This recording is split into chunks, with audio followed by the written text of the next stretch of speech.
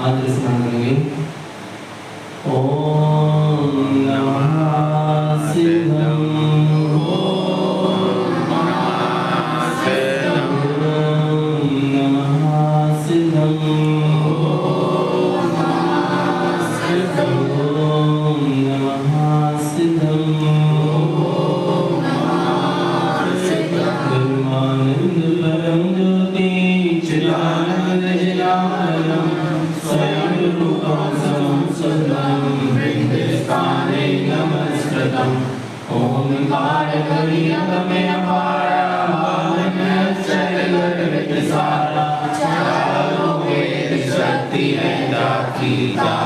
महिमा जगत प्रकाशी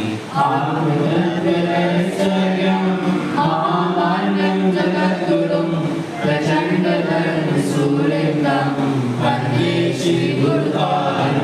वंदे श्री गुरुदारण। बोले जिनेंद्र भगवान की, भगवान महावीर स्वामी की, भगवान के समस्त शरण की, वीर राम धर्म की, अहिंसा परमो धर्म की, ब्रह्माणी मातेश्वरी की, परम पूज्य श्रीमद जिंदारायण मंडलाचार्य जी महाराज की, खाली राज की, सुधात्म देव की।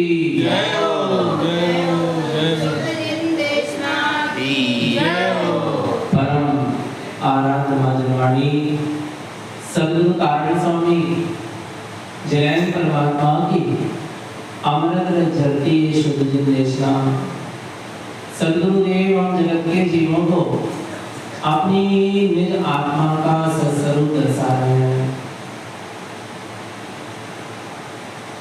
अनंत समय की कमाई एक समय में छूट जाएगी। जीव जितनी मेहनत कर रहा है ना, क्या अनादिकाल से जीव जितनी क्या कर रहा है मेहनत, और इस जन्म में भी, किसमें, इस जन्म में भी जीव ने जो जन्म से लेके आयु के अंत तक जो कुछ भी कमाया है, दिन रात मेहनत करके जीव ने जो कुछ भी पाया है वो एक समय में क्या हो जाएगी, कितने अरबों खरबों रुपए जीव कमा ले, धन मकान लाड़ी गाड़ी सोना चांदी पद प्रतिष्ठा मान नाम, ये सब कितने समय में पाया, इसको पाने में अनंत समय लगाया और छूटने में एक समय। अनंत समय की कमाई एक समय में क्या हो जाएगी, छूट जाएगी। और एक समय की कमाई अनंत समय तक काम में आएगी। कौन सी? एक समय की आत्मानुभूति की कमाई, एक समय की निज सम्यक दर्शन की कमाई, निज स्वानुभूति की कमाई। एक समय के लिए जीव अपने स्वभाव का अनुभव कर लेगा तो निज स्वभाव की एक समय की भी कमाई जीव को अनंत समय तक काम में आएगी। सिद्धार्थ में जाकर बिठा देगी, अनंत सुखी कर देगी। आराम, एक समय की कमाई अनंत समय तक काम में आएगी। और यहाँ संसार में अनंत समय की कमाई एक समय में क्या हो जाएगी, छूट जाएगी।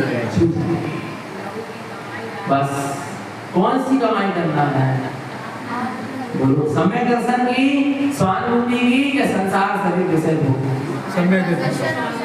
स्वानुभूति। एक समय की अनुभूति भी तुझे सिद्धार्थ में ले जाकर बैठा देगी, चाहे उपसम सम्यक क्यों ना हो जाए। कौन सा सम्यक? उपसम सम्यक। एक समय की स्वानुभूति आराम है, गीते को निश्चय करा देगी इस जीव का कि निर्वाण को प्राप्त करेगा। और पुरुषार्थ कहाँ चलना चाहिए, वो एक समय की कमाई का पुरुषार्थ चलना चाहिए। समय दर्शन की स्वानुभूति की एक समय की कमाई का पुरुषार्थ जहाँ काम करेगा वहाँ भगवान अनंत समय तक की सुखी हो जाए। पर जीव कहाँ पुरुषार्थ कर रहा है, कहाँ पुरुषार्थ कर रहा है, संसार की विषय लोगों की धन दौलत मकान गाड़ी पद प्रतिष्ठा नाम इनकी कमाई के लिए मेहनत करना अर्थात अपने सामर्थ्य शक्ति और उपयोग को व्यर्थ बर्बाद करना। और ये जो सब तुझे मिल रहा है ना बाहर में, ये सब पूर्व के पुण्य पाप फलों के उदय से मिल रहा है। पर जीव व्यर्थ में इसमें अपने उपयोग को बर्बाद कर रहा है। और एक समय के लिए समय दर्शन हो जाए, जीव निहाल हो जाएगा। एक समय के लिए आत्मअनुभव हो जाए, स्वानुभूति हो जाए, बस काम पक्का बन जाएगा। समय दर्शन से ही काम पक्का बनेगा, स्वानुभूति से ही काम पक्का बनेगा। इसके अलावा किसी भी चीज की गारंटी नहीं है वो तुम्हें निर्वाण तक पहुंचा दे। एक समय दर्शन में वो ही एक गारंटी है जो जीव को सिद्ध दशा पर पहुंचाकर बिठा देगा, सिद्धालय में बिठा देगा, सिद्ध दशा को प्रकट करवाएगा, आनंद सुखी करेगा तो समय दर्शन करेगा। तो इस गारंटी, इसके अलावा किसी भी चीज में गारंटी नहीं है। सफेद कपड़े में भी गारंटी नहीं है कि मोक्ष हो जाएगा। खाली व्रत नियम संयम में भी गारंटी नहीं है कि मोक्ष दिलवाई देंगे। और बहुत सारे शास्त्रों का अध्ययन भी कर देगा तो गारंटी नहीं है कि तुझे मोक्ष मिलेगा। करना चाहिए, मना नहीं करता, आराम है, पर गारंटी नहीं है कि मोक्ष मिलेगा ही मिलेगा। पर एक समय की आत्मअनुभूति कर लेगा तो ये गारंटी हो जाएगी कि तुझे मोक्ष नियम से मिलेगा। नियम से मिलेगा। समय दर्शन का प्रसाद हो, इसके दर्शन का समय दर्शन का आत्मानुभूति का प्रसार करो, स्वानुभूति का प्रसार करो और उसी स्वानुभूति में रमण करने का प्रसार करो। यदि स्वानुभूति हो गई हो तो उसमें रमण करने का प्रसार करो, और स्वानुभूति ना हुई हो तो स्वानुभूति का प्रसार करो। इसके अलावा जगत के जितने भी प्रसाद हैं सब क्या हैं? सब पूर्व का परिणमन है। तुम उसको प्रसाद समझ रहे हो। तुम नहीं भी करोगे ना तो भी वो चीजें होंगी, क्योंकि वो पूर्व के कर्म के उदय में तुम दिखाता है नहीं। भगवान आत्मा समय दर्शन का प्रसाद करो, जैसे बने ये समय की स्वभाव की दृष्टि वो आनंद देती है, वो आनंद जो आनंद इस तीन लोक में कहीं नहीं है। किसकी दृष्टि? तारक स्वामी की, तो देखने से आनंद होता है, जिनेंद्र भगवान को देखने से नहीं। एक समय की क्या, एक समय की निज आत्म स्वभाव की दृष्टि वो आनंद देती है जो आनंद इस तीन लोक में कहीं नहीं है। पर जीव उसका प्रसाद नहीं कर रहा है। किसका? एक समय की आत्मदृष्टि करने का। वास्तव में करके देखो, जैसे बने वैसे करके देखो, जोर लगाओ, भीतर की ओर जोर लगाओ। आपको बताएं गुरु महाराज ने 14 ग्रंथों में, और जितने भी आचार्य ग्रंथ हुए, भावलिंगी, निर्गंथ, साधु, इन सब ने पूरे आगम में, द्वादश आगम में जोर लगवाया गया। किसका? आत्मानुभूति। इतने सारा द्वादश क्यों लिखा गया? 4 नियम क्यों लिखे गए? इतने सारे शास्त्रों की रचना क्यों हुई? सिर्फ एक अपने आत्म स्वभाव की अनुभूति के लिए। ये जीव अपने आत्म स्वभाव की अनुभूति कर ले, अपने आत्म स्वरूप की दृष्टि कर ले, उस आत्म स्वरूप में रमण जैसे बने वैसे कर ले। इसके लिए है विचार करना। भगवान आत्मा प्रकार का होना है जी। प्रसाद करो तो स्वानुभूति का करो, और स्वानुभूति हो जाए तो उसमें रमण करने का प्रसाद करो। दो ही प्रसाद है। आराम है। जब तक स्वानुभूति नहीं हुई तब तक स्वानुभूति का प्रसाद करो, और स्वानुभूति यदि हो गई तो उसमें क्या होने का? ठहरने का, लीन होने का, समाने का प्रसाद करो। और फिर बीच में उसके लिए पूरी साधना करना। फिर व्रत आएंगे, नियम आएंगे, संयम आएगा, स्वाध्याय आएगा, सामायिक आएगी, ध्यान आएगा, ये सब चीजें आएंगी। पर काय के लिए आ रही है ये सब चीजें? स्वानुभूति के लिए। और स्वानुभूति होने के बाद उसमें ठहरने के लिए, लीन होने के लिए, रमण करने के लिए, आचरण करने के लिए ये सब साधना है। लक्ष्य को भूलकर कार्य मत करो। किसको भूल के? लक्ष्य को भूल के कार्य मत करो, कोई कार्य मत करो। सबसे पहले लक्ष्य को सामने रखो, पकड़ो। और हमारा लक्ष्य क्या है? एक ओम मंत्र की जाप कर रहे हो ना, तो उसमें स्वानुभूति का लक्ष्य होना चाहिए। आत्मदृष्टि उत्पन्न हो, कैसे मेरा उपयोग अपने स्वभाव में है। आ रहा है, इसको मत भूलो, लक्ष्य को मत भूलो। आप स्वाध्याय कर रहे हो, प्रवचन सुन रहे हो, तत्व की चर्चा सुन रहे हो, चारों नियमों का अध्ययन स्वाध्याय कर रहे हो, चाहे कुछ भी करो, उपवास कर रहे हो, व्रत कर रहे हो, पर लक्ष्य को सामने रखो कि मेरी दृष्टि अंतर में हो जाए, इसके लिए मैं सब कुछ कर रहा हूं। स्वानुभूति हो जाए, आत्मरमणता हो जाए, आत्मा में मैं ठहर जाऊं, स्थित हो जाऊं, उसके लिए ये सब कुछ चल रहा है। अपने स्वभाव को भूल के कुछ मत करो। आ रहा है क्या? लेकिन बहुत अच्छा चंदन चला। प्रमाद क्या है?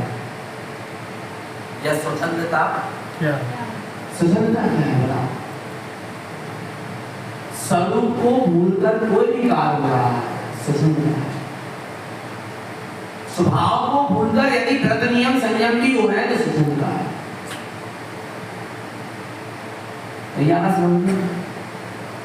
अरे बाप से कसाय में अंधाधुंध हो, वो स्वतंत्रता तो है ही।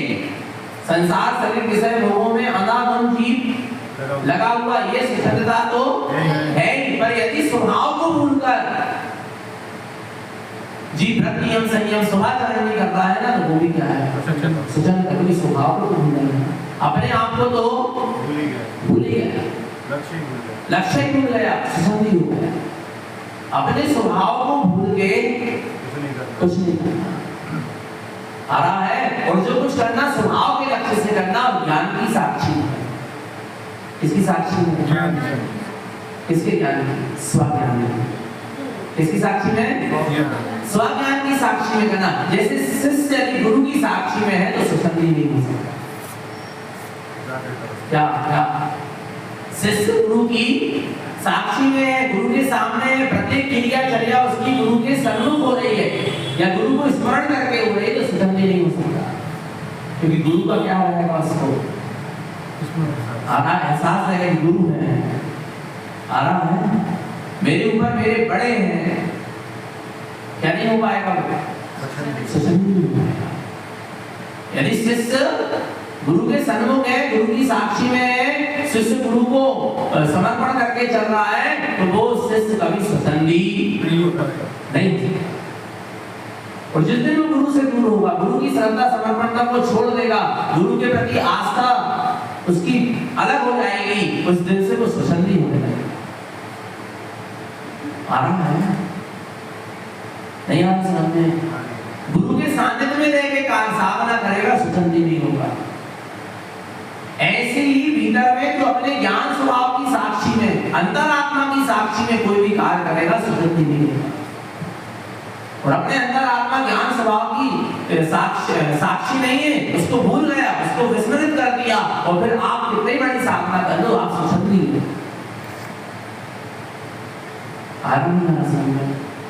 और पंचम काल में कोई गुरु नहीं मिलने वाला, क्योंकि हरा है एक अपना अंतर आत्मा ही अपने लिए क्या है? अपना वास्तविक गुरु है। कौन? अंतर आत्मा ही वास्तविक गुरु है। अभी भोपाल वाले जीजा जी हमें रेलवे स्टेशन छोड़ने आ रहे थे, उन्हें गाड़ी में बहुत अच्छी बात कही, भैया जी कोई भी चीज, कोई प्रश्न उठ रहा है, कोई जिज्ञासा उठ रही है, तो क्या उसका समाधान अपने आप से हो सकता है, क्या किसी से पूछना पड़ेगा? मैंने कोई अपन को चिंतन चल रहा है, विचार चल रहा है, उसका अपन को समाधान किसी से पूछना पड़ेगा, क्या अपने आप में भी मिल जाएगा? और पूछना तो पड़ेगा किसी न किसी से, नहीं मिल सकता। अच्छा, मैंने कहा आप किससे पूछोगे? बोले भैया जी आपसे पूछेंगे। तो मैंने कहा हम कहाँ से समाधान देंगे? बोले आपने स्वाध्याय किया है तो आप समाधान दोगे हमें। तो मैंने कहा मैं स्वाध्याय किया, मैंने जिनवाणी पढ़ी ना, 14 ग्रंथ पढ़े, उससे आप समाधान दोगे। तो आपको 14 ग्रंथ कहाँ से आए? कहाँ से आए? तारण स्वामी से नहीं आ रहा? कहाँ से आए? और तारण स्वामी से आए। तारण नहीं आ रहा समझ में? बोले भैया कोई जिज्ञासा है तो हम आपसे पूछेंगे। मैंने कहा हम उसका समाधान कैसे करेंगे? बोले आप जिनवाणी के अनुसार करोगे। मैंने कहा जिनवाणी के अनुसार करेंगे तो जिनवाणी आई कहाँ से? बोले तारण स्वामी ने कही है, आचार्यों ने कही है, जिनेन्द्र परमात्मा ने कही। तो मैंने कहा उनने कैसे कही? तो बोले उन्होंने अपनी आत्मा से जान के कही। तो मैंने कहा बस अपन अपना आत्मा को जान लेंगे तो फिर तो अपने आप समाधान हो जाएगा। जय हो। नहीं है ना समझ में? जय बाबा नहीं आ रहा समझ में? जागृत अवस्था में रहेंगे बस सब हो जाएगा।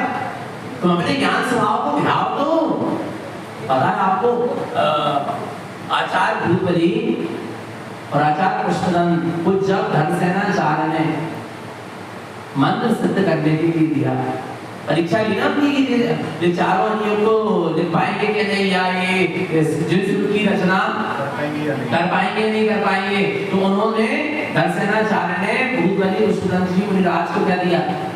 एक एक मंत्र दिया और कहा जाओ उस पहाड़ी में जाओ, साधना करो और इसको सिद्ध करो। यदि सिद्ध होगा तो सर्वांग सुंदर देवी प्रकट होगी। ये बता दिया, प्रमाण बता दिए कि ये ऐसा होगा। वो जाने लगे, वो जाते जाते वो पीछे मुड़ के थोड़ा उन्होंने देखा, गुरु से आकर एक चीज पूछी। क्या पूछी थी?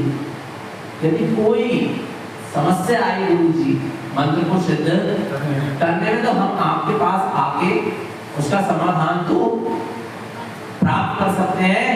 तब आचार्य धर्मसेनाचार्य ने भूतबली कृष्णनंद जी आचार्य मुनिराज से कहा कि सुनो, नहीं मेरे पास नहीं आना, तुम्हारा अंतर आत्मा ही तुम्हारा वास्तविक गुरु है, तो उसकी शरण में जाना, तुमको अपने आप समाधान मिलेगा। मेरे पास मत आना।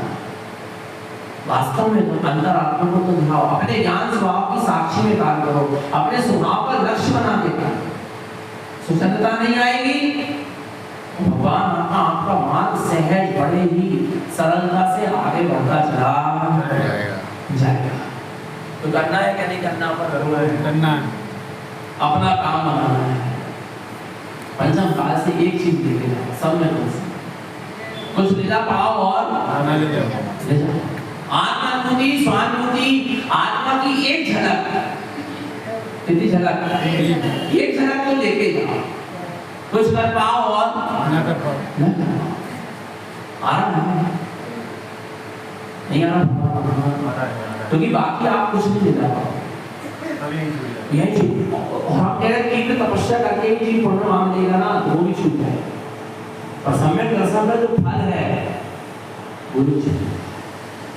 सम्यक दर्शन की कमाई का जो फल है ना, वो अनंत काल का है। और बाकी पुण्य की कमाई का फल भी एक दिन समाप्त हो जाएगा। आ रहा है समझ में? इसलिए स्वानुभूति सम्यक दर्शन का प्रसार जैसे बने वैसे जल्दी जल्दी कर लो, क्योंकि भैया समय का कोई भरोसा नहीं है। कब आयु का अंतर आए, कब गति का बंद हो जाए और कब पाप का उदय आ जाए। इसलिए शीघ्र अपना कार्य करो। किसका कार्य? शीघ्र अपना कार्य करो। आत्म कार्य को कल पे मत डालो। आत्म कार्य को कल पे टालना ही प्रमाद है कि फिर कर लेंगे, बात नहीं। आत्म कार्य को पहले प्राथमिकता दो। वो बहुत सरल है। स्वानुभूति, सम्यक दर्शन, निज आत्मा की एक झलक, एक समय की अंतर्मुख दृष्टि होना बहुत सरल है, कोई कठिन नहीं है, रुचि नहीं है, उतनी तड़प नहीं है। नहीं आ रहा? अच्छा, इसलिए बच्चे इंतजार कर रहे थे, भैया जी आएंगे, आ रहा है, अब इतनी तारीख हो गई है। और पता चला उनको कि 25 को आ रहे हैं, हमने कहा रात तक आएंगे, शाम तक आएंगे। अच्छा, लगी रही कि नहीं लगी रही? बोलो ना, लगी रही कि नहीं लगी रही? आ रहा नहीं, जबकि जिसकी तुम्हें लगी रहेगी वे आएंगे वे जाएंगे नहीं। है क्या नहीं है? पर ऐसे रोज लगी रहे ना कि आज सम्यक दर्शन होगा, आज अनुभूति होगी, आज मेरी दृष्टि में मेरा शुद्धात्मा आए, अब तो आए, आज तो आएगा। नहीं लगा सकते क्या? बोलो ना, लगा सकते। दिन भर में कितने बार याद आएगी कि यदि आज आने वाले ऐसे कितने बार याद आ रहा है कि नहीं आज स्वानुभूति होगी, स्वानुभूति होगी, आत्ममर्ता होगी, एक समय की दृष्टि होगी, चैतन्य का अनुभव होगा, स्वसंवेदन होगा, बोलो वेदन होगा ना, आत्मअनुभव कितने बार आया वो? आना चाहिए, लगना चाहिए, आया नहीं आया भैया, लगना चाहिए, आत्मअनुभूति की तरफ लगना चाहिए। बाहर के संयोग तो मिलेंगे और क्या होता है कारण सब स्वामी शनि के गुरु क्या हो गए, छूट गए तो हम चरणों की धूला एक हवा लगेगी और उड़ जाएंगे। आरा नहीं आ रहा भगवान आत्मा, विचार करना, जिनेंद्र परमात्मा जैसे का वियोग हो गया चले गए, आ रहा है जितना जीव पद की रुचि लेके बैठा है ना, इसकी 1% भी रुचि किसकी ले लेता, स्वयं की ले लेता तो तेरे अनुभव में तेरा शुद्धात्मा अवश्य अभी दिखता, अभी दिखता, नहीं दिखता क्या? बोलो ना, दिखता। हमको आने में कुछ 4 घंटे लगे क्योंकि हम दूर थे, आ रहा नहीं आ रहा, उसका तुम इंतजार कर रहे थे, पर भगवान आत्मा अपने आत्मा का ऐसा इंतजार करते और ऐसी रुचि लगाते, ऐसी लगन लगाते तो अभी इसी समय तत्काल आत्मा तुम्हारे अनुभव जय हो देरी नहीं लगती। अंदर की रुचि जगाओ, लेकिन स्वभाव की रुचि जगाओ, और स्वभाव जिसको मिल जाएगा ना फिर उसको किसी का इंतजार नहीं, उसको फिर किसी का रास्ता नहीं देखना पड़ेगा, कोई मार्गदर्शन नहीं चाहिए, बस मिल तो जाए अपना स्वभाव। आया नहीं समझ में भगवान, किसके आश्रय चलोगे आप?